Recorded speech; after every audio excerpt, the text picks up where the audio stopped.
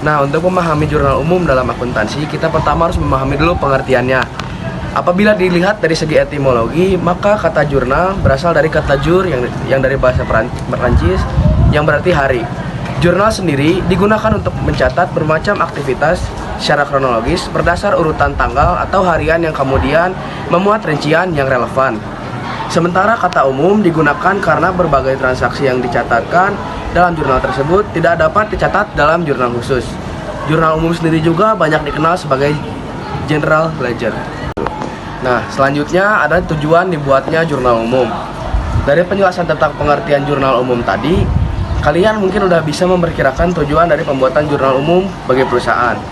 Pada umumnya, jurnal umum dibuat dengan tujuan untuk mengidentifikasi serta melakukan berbagai hal yang berkaitan dengan transaksi keuangan. Lebih detailnya, tujuan dibuatnya jurnal umum atau juga dikatakan sebagai penjurnalan dapat dijurnalkan sebagai pertama, untuk melakukan identifikasi terhadap setiap transaksi yang terjadi. Kedua, untuk menentukan nilai transaksi. Ketiga, untuk mencatat dampak ekonomi transaksi. Yang keempat, untuk memudahkan proses pemindahan dampak transaksi ke akun yang sesuai. Selanjutnya yaitu manfaat jurnal umum. Ada 3, yaitu mengetahui perubahan atau penambahan perkiraan. Kedua, mengetahui jumlah yang dicatat dan keseimbangan debit atau kredit.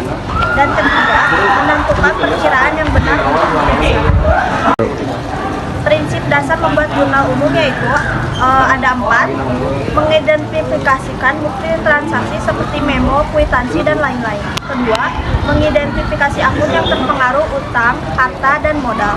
Ketiga, mengidentifikasikan perubahan debit atau kredit. Keempat, mencatat transaksi berdasarkan bukti.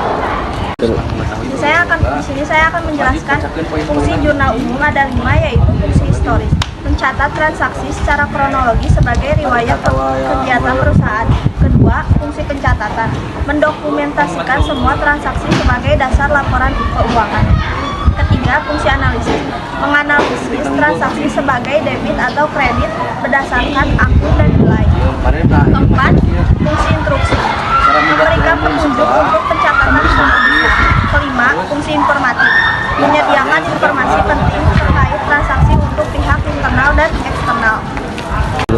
Prinsip dasar dalam membuat jurnal umum untuk mengidentifikasi berbagai macam bukti transaksi yang berlangsung dalam perusahaan, diantaranya memo, kwitansi, nota, invoice, dan sebagainya. Mengidentifikasi akun manakah yang terpengaruh oleh transaksi tersebut, kemudian melakukan klarifikasi apakah termasuk jenis utang, harta, atau modal.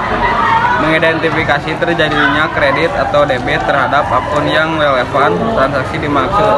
Pencatatan transaksi ke jurnal umum berdasarkan bukti transaksi. Cara membuat jurnal umum. Setelah mengetahui prinsip dasar membuat jurnal umum, apabila Anda berniat untuk membuat jurnal umum, maka ada beberapa hal yang perlu diketahui sehingga upaya Anda dalam melakukan pencatatan nantinya dapat memberikan hasil yang optimal. Yang ke-1, pahami persamaan akuntansi. Yang kedua, kumpulkan dan identifikasi bukti transaksi. Yang ketiga, pencatatan jurnal umum.